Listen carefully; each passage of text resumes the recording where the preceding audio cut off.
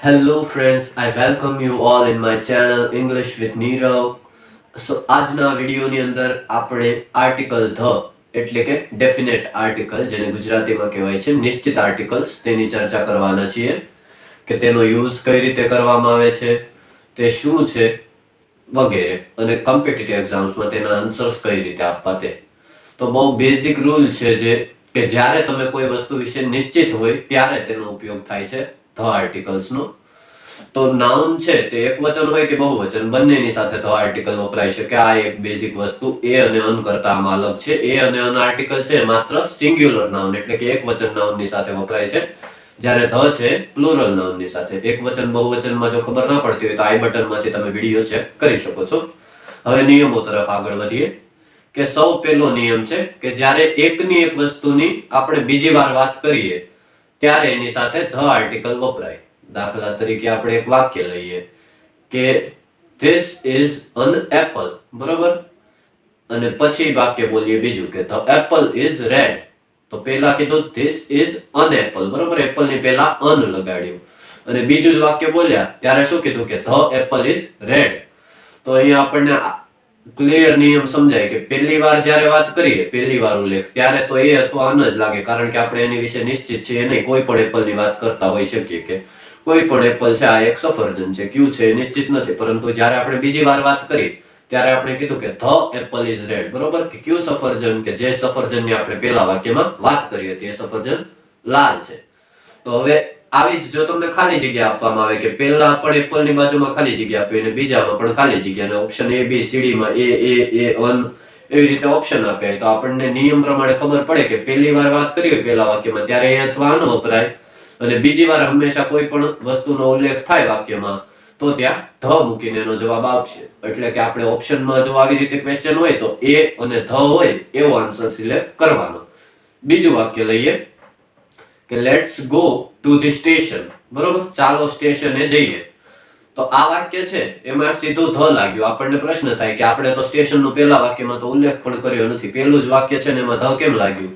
તો આપણે જ્યારે વાત કરતા હોય કે સ્ટેશને જઈએ તો આપણે સ્ટેશન વિશે નિશ્ચિત હોય ત્યારે જ વાત કરતા હોય ને. એમ તો ન નક્કી કરી લઈએ કે હાલો આજે મૂડ થયો છે સ્ટેશને ફરવા જવાનો, કાં તો રેલવે સ્ટેશન જશું કાં બસ સ્ટેશન, એવું ના થઈ શકે ને.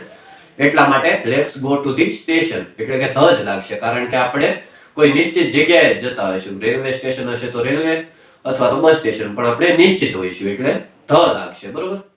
ત્યાર પછીનો બીજો નિયમ છે કે જ્યારે કોમન નાઉન છે એ એના પૂરા જૂથનું આપણે રિપ્રેઝન્ટેશન કરતો હોય, એટલે કે આખા જૂથના સંદર્ભમાં એની વાત થતી હોય. દાખલા તરીકે કહીએ કે ધ કેટ લવ્સ કમ્ફર્ટ, બરોબર, તો અહીંયા કેટ છે એની આગળ આપણે ધ લગાડ્યો, એ તો એક કોમન નાઉન છે. કોમન નાઉન ની આગળ મોટા ભાગે આપણે એ લગાડીએ કે બિલાડીને આરામ કરવો પસંદ હોય છે, કેટ લવ્સ કમ્ફર્ટ. તો અહીંયા એ કે અન નહીં પરંતુ ધ લાગશે, કારણ કે આપણે અહીંયા સમગ્ર બિલાડીઓની જાતિની વાત કરીએ છીએ, બરોબર. બિલાડીઓની જાતિને આરામ કરવો પસંદ હોય છે અથવા બિલાડીઓને આરામ કરવો પસંદ હોય છે, એટલે કે ધ કેટ લવ્સ કમ્ફર્ટ. એવી રીતે વાક્ય બન્યું. તો જ્યારે આખા જાતિનું રિપ્રેઝન્ટેશન થતું હોય વાક્યની અંદર ત્યારે એવા કોમન નાઉનની આગળ ધ લાગે. દાખલા તરીકે આપણે બીજું સેન્ટેન્સ લઈએ કે the rose is the sweetest of all flowers, બરોબર, એટલે કે જે ગુલાબ હોય છે એ બધા ફૂલોમાં સૌથી મીઠું હોય છે, બરોબર. તો ધ રોઝ લાગ્યું એટલે આપણે કોઈ એક ગુલાબની વાત નથી કરતા, ગુલાબ ગમે એ હોય, એક બધા બીજા અન્ય ફૂલો કરતા મીઠું હોય છે એટલે એને ધ લાગ્યું. અને આપણે જે જૂના વિડીયોમાં શીખ્યા છે કે સ્વીટેસ્ટ સુપરલેટિવ રૂપ છે તો એની આગળ પણ ધ લાગ્યું છે, બરોબર. સ્વીટેસ્ટ સૌથી શ્રેષ્ઠ બતાવવા માટે વાપર્યું. આ ખાલી આપણો ફ્લેશબેક છે. તો આવી રીતે મતલબમાં કે જ્યારે કોઈ પણ કોમન નાઉન હોય એની સાથે હંમેશા જ્યારે આખા વર્ગનું રિપ્રેઝન્ટેશન થતું હોય એટલે કે આખા વર્ગને સંદર્ભમાં વાત થઈ હોય ત્યારે ધ લાગશે. આ સિવાય એક અપવાદ છે આની અંદર, મેન અને વુમેન શબ્દનો.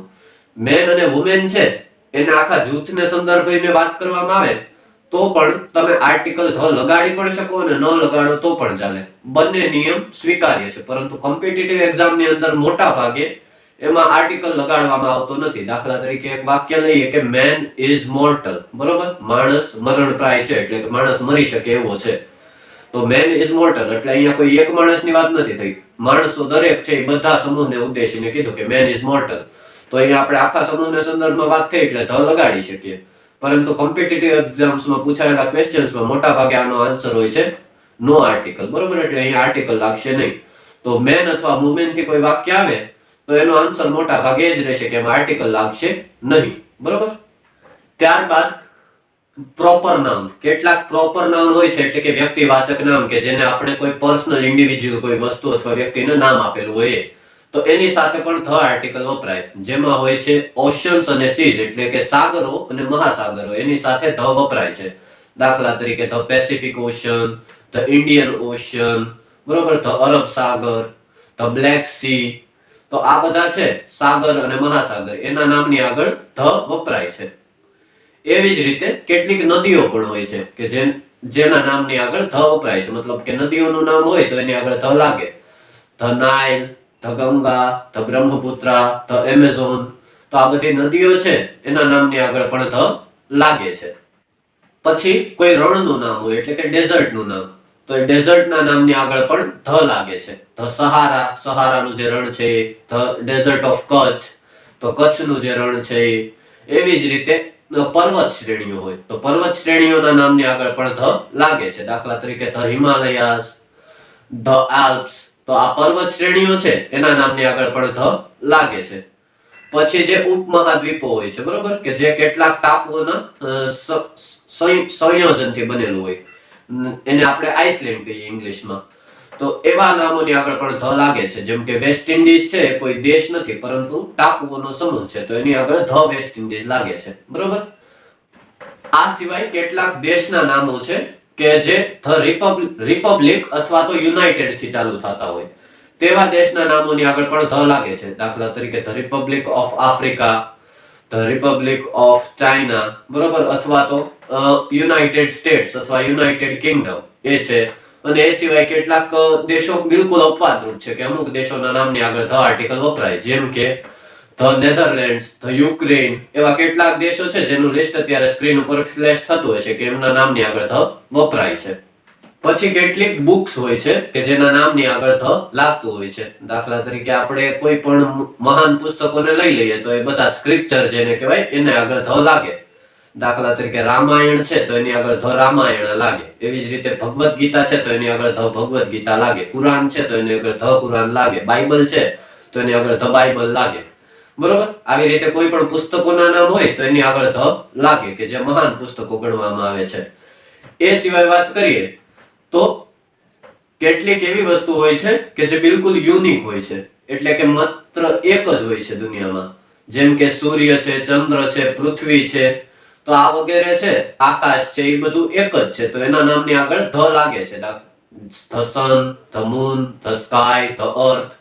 તો આવી જે એકમાત્ર વસ્તુ છે અને યુનિક છે એની આગળ ધ લાગે છે. આ સિવાય સુપરલેટિવ રૂપ, આપણે એડજેક્ટિવના વિડીયોમાં સમજી ગયા કે સુપરલેટિવ રૂપ કોને કહેવાય. તો સુપરલેટિવ રૂપ છે જે કે ઈએસટી થી બનેલું હોય અથવા તો કોઈ વિશેષણની આગળ મોસ્ટ લાગે ત્યારે બને, તો એની આગળ ધ લાગે છે. આપણે સેન્ટેન્સ લીધું છે તો બીજું એક સેન્ટેન્સ લઈ લઈએ કે Ganga is the holiest river, બરોબર, in India. Ganga is the holiest river in India. તો આપણે કહી શકીએ કે ગંગા ભારતમાં સૌથી પવિત્ર નદી છે. તો સૌથી પવિત્ર એટલે હોલીએસ્ટ, તો એની આગળ ધ લાગ્યું. તો આવું સુપરલેટિવ રૂપ હોય ને એની આગળ ખાલી જગ્યા જો ભૂલથી આર્ટિકલ્સ ની આપી હોય તો આપણે એમાં ધ લગાડીશું, બરોબર. એ પછી ઓર્ડિનલ્સ જે હોય છે, ઓર્ડિનલ્સ શું છે એકવાર વિડીયોમાં સમજાવેલું છે પરંતુ ફરીથી કહી દઉં કે ક્રમવાચક વિશેષણ એટલે કે જે ક્રમ દર્શાવતા વિશેષણો હોય ન્યુમરલ એડજેક્ટિવ્સ ની અંદર કે જે ક્રમ દર્શાવે, એટલે કે ફર્સ્ટ, સેકન્ડ, થર્ડ, ફોર્થ, આ છે ક્રમ છે, ફિફ્થ, સિક્સ્થ. તો આવું કોઈ પણ હોય એની આગળ ધ લાગશે. દાખલા તરીકે આપણે વાક્ય લઈએ કે he is the second person to arrive on the station, એટલે કે તે બીજો વ્યક્તિ હતો કે જે સ્ટેશને પહોંચ્યો, બરોબર. બીજું વાક્ય લઈએ કે Mahesh is the first person to pass competitive exam, એટલે કે મહેશ છે પ્રથમ વ્યક્તિ છે કે જેણે કોમ્પિટિટિવ એક્ઝામ પાસ કરી. તો ધ લાગ્યું ફર્સ્ટ ની આગળ પણ, બરોબર. આવી રીતે ધ છે ફર્સ્ટ, સેકન્ડ, થર્ડ કોઈ પણ જે ઓર્ડિનલ્સ હોય એની આગળ લાગે છે, બરોબર. એટલે કે સંગીતનું સાધન, બરોબર, એના નામની આગળ પણ આર્ટિકલ ધ વપરાય છે. જેમ કે આપણે વાક્ય લઈએ કે Anil can play the guitar, એટલે કે અનિલ ગિટાર વગાડી શકે છે. તો અહીંયા ગિટાર છે એની આગળ ધ વપરાયું એટલે કારણ કે સંગીતનું સાધન છે, તો અહીંયા આપણે ધ વાપરશું. સંગીતના સાધનોની જ્યારે ખાલી જગ્યા આવે ત્યારે એમાં હંમેશા ધ મુકાશે. એ પછી આપણે બીજો નિયમ જોઈએ કે જ્યારે કોઈ પણ એડજેક્ટિવ હોય અને પૂરા વર્ગને દર્શાવવા માટે વપરાયું હોય, વાક્યમાં એનો અર્થ પૂરા વર્ગને સંબોધીને થતો હોય, ત્યારે એને ધ લગાડીને મૂકવામાં આવે છે. દાખલા તરીકે પુઅર એટલે ગરીબ છે, બરોબર? તો આ એક વિશેષણ પણ કહી શકીએ કે પુઅર પર્સન એટલે ગરીબ વ્યક્તિ, તો વ્યક્તિને ગરીબ કહી શકીએ, વિશેષણ છે. પરંતુ આ વિશેષણનો અર્થ વાક્યની અંદર ગરીબોને સંદર્ભીને લેવામાં આવ્યો હોય, બરોબર? પુઅર પીપલ તરીકે, તો આપણે એક વાક્ય લઈએ કે the poor are treated badly in society, એટલે કે સમાજમાં ગરીબ વ્યક્તિઓને ખરાબ રીતે ટ્રીટ કરવામાં આવે છે, એટલે એની સાથે ખરાબ વર્તન થાય છે ગરીબ વ્યક્તિઓ સાથે. તો ધ લગાડવામાં આવ્યું પુઅરની આગળ. પુઅર છે એક વિશેષણ છે અને એની સાથે આર વપરાય, બરોબર? આ સબ્જેક્ટ વર્બ એગ્રીમેન્ટ પણ સાથે સાથે સમજી લઈએ કે આવી રીતે જ્યારે પુઅરનો ઉપયોગ થયો ગરીબ લોકો માટે, ત્યારે સિંગ્યુલર હોવા છતાં પુઅરમાં એસ લાગતો નથી, તો પણ એની સાથે આર વપરાશે અને ધ પણ લાગશે, કારણ કે ગરીબોના આખા સમૂહની વાત કરે છે, બરોબર? એટલે કે the poor are treated badly in society, તો અહીંયા ધ લાગશે. ક્યારેક કોઈ વાક્યની અંદર કોઈ શબ્દની આગળ સીધું ધ મૂકી અને તેનો ભાર વધારી શકાય. દાખલા તરીકે કોઈ શબ્દની આગળ તમે ધ મૂકી દો ને તો એનું સીધું વજન વધી જાય. એક એક્ઝામ્પલ લઈએ કે the verb is the word in sentence, બરોબર? તો આનું લિટરલ ગુજરાતી કરીએ તો આમ થાય કે ક્રિયાપદ છે એ વાક્યનો શબ્દ છે. ધ વર્બ એટલે ક્રિયાપદ, ઇઝ એટલે છે અને વર્ડ એટલે શબ્દ. ઇન ધ સેન્ટેન્સ વાક્યમાં, તો વાક્યમાં ક્રિયાપદ એ શબ્દ છે, પણ અહીંયા ધ લગાડેલું છે વર્ડની આગળ, એટલે ધ છે એ અહીંયા ઇમ્ફોસિસ નું કામ કરે, એટલે ભાર મૂકવાનો. એટલે આપણે એને ગુજરાતી એવી રીતે થશે કે ક્રિયાપદ છે વાક્યનો મુખ્ય શબ્દ છે. અહીંયા મુખ્ય તરીકે આપણે ચીફ કે મેઇન કે વાપર્યો નથી કોઈ શબ્દ, પણ ધ લગાડી દીધું એટલે એને ઇમ્ફોસાઇઝ કર્યું કહેવાય. તો ઇમ્ફોસાઇઝ કરવું હોય ત્યારે પણ આનો ઉપયોગ થાય છે. આ કોમ્પિટિટિવ એક્ઝામ્સમાં તો નથી પૂછાતું, પરંતુ જો કોઈ સ્પોકન ઇંગ્લિશ માટે વિડીયો જોઈ રહ્યા હોય તો જ્યારે તમે ધ લગાડો છો શબ્દની આગળ ત્યારે ઓટોમેટિકલી એમ્ફસાઇઝ થઈ જાય છે, એટલે ભાર મુકાઈ જાય છે શબ્દની ઉપર, બરોબર? તે પછીનો નિયમ છે ડબલ કમ્પેરિઝન, એટલે કે જ્યારે એક તરફ એક્ઝામ્પલ તરીકે સમજીએ કે the more we get the more we want, બરોબર? તો અહીંયા ધ મોર વી ગેટ એટલે કે જેટલું વધારે આપણે મેળવીએ, ધ મોર વી વોન્ટ તેટલું વધારે આપણે મેળવવાનું ઈચ્છીએ. તો અહીંયા છે ધ મોર અને ધ મોર બંનેની આગળ ધ લાગ્યા છે, કારણ કે અહીંયા છે એડજેક્ટિવ નું કમ્પેરેટિવ રૂપ હોય. કમ્પેરેટિવ એડજેક્ટિવ ની બે વાક્યોની જ્યારે તુલના થાય ત્યારે હંમેશા બંનેની આગળ ધ વપરાય. આ ધ છે એડવર્બ તરીકે વપરાયું છે, એડજેક્ટિવ ના અર્થમાં વધારો કરે એને પણ એડવર્બ આપણે કહીએ છીએ. તો અહીંયા આને એડવર્બ તરીકે યુઝ કરવામાં આવ્યું છે, બરોબર? તો આને બીજું જ એક વાક્ય લઈએ હજી કે the more V work hard the more we get successful, એટલે કે the more V work hard એટલે કે જેટલું વધારે આપણે કામ કરીએ the more we get successful. તો આવી રીતે જ્યારે ધ ની ખાલી જગ્યા બંને તરફ આપેલી હોય ને મોર આપેલું હોય તો બંને ખાલી જગ્યામાં ધ આવશે, આર્ટિકલ ની જો ખાલી જગ્યા હોય તો, બરોબર? આ એક નિયમ છે. આ સિવાય કોઈ વ્યક્તિનું નામ હોય કે જે જીવંત વ્યક્તિ હોય અથવા મૃત વ્યક્તિ એનું નામ હોય, એની આગળ ક્યારેક ધ લાગી શકે. તો એ ક્યારે લાગી શકે? જ્યારે તમે એને વધારે પડતું ગુણ તરીકે દર્શાવો ત્યારે. દાખલા તરીકે આપણે કહીએ કે અમર કાલિદાસ, બરોબર? તો ધ ઇમોર્ટલ કાલિદાસ એમ આપણે કહી શકીએ. અથવા કોઈ ક્લોઝ થી જોડી દો ત્યારે, એટલે કે કોઈ નિશ્ચિત વસ્તુથી આપણે કોઈ આમ ડિટેલમાં એના વિશે વાત કરીએ. જેમ કે હું કહું કે ધ મિસ્ટર રવિ એટલે કે મિસ્ટર રવિ, બરોબર? whom you helped કે જેને તમે મદદ કરી હતી. મિસ્ટર રવિ પણ ક્યાં રવિ? જેને તમે મદદ કરી હતી, whom you helped.